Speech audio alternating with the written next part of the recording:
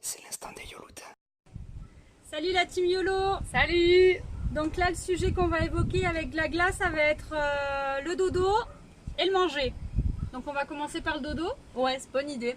Alors pour se loger à Cuba, il faut savoir qu'il existe plusieurs moyens de logement. Il y a les hôtels, Les casas particulares. et les resorts. Nous, on n'a pas cherché très loin, on a pris les casas particulares, car c'est le plus rentable pour des tours du mondistes comme nous. Du coup, casa particular, on est 4, donc ce qui signifie pas cher la nuit.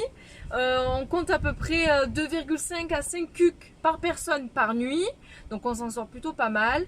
Bon, la chambre plutôt... Nickel, parfaite, des bons lits, la salle de bain dans la chambre avec clim et ventilo, ce qui n'est pas du tout à négliger à Cuba. Et franchement, on s'y sent bien. Après, l'avantage qu'on a nous, c'est on arrive à avoir ces petits prix parce qu'on dort dans la même chambre. Oui. On a la possibilité en fait d'avoir 2 lits doubles dans une même chambre, donc ça fait du bien à notre porte-monnaie. Et voilà, donc les casas particulares en fait c'est tout clairement des maisons d'hôtes. On a la possibilité de nous offrir le petit déj, enfin nous offrir, c'est un grand mot, plus autour de 4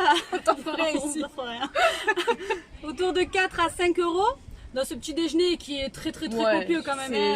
Costaud les quantités. On a le jus, on a le café, le lait, le thé, une grosse assiette de fruits. Des œufs, des sandwichs, enfin franchement voilà, c'est une complet. overdose de bouffe, c'est très copieux.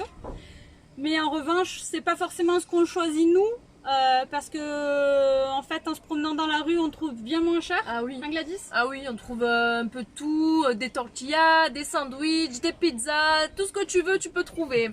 Mais après, c'est pas forcément sucré, c'est plutôt dans du salé, mais on se régale. Mais bon, pas cher. Voilà, surtout pour pas cher, parce que pour 4 personnes, on arrive à se faire des petits déjeuners.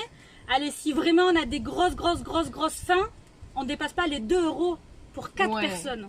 Ça, En c'est mangeant à la énorme. locale.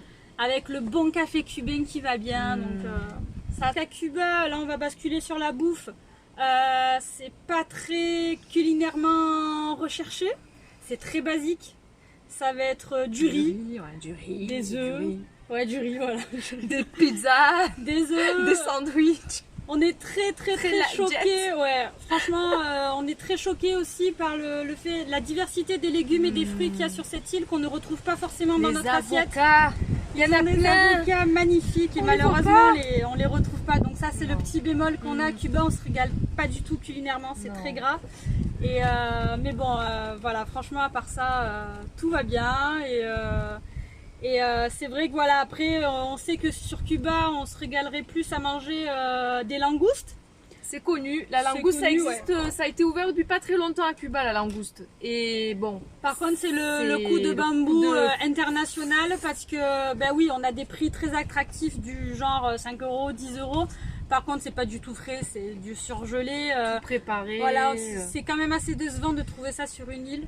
Mais bon, ça c'est le jeu et... Bientôt Cancun. pour manger.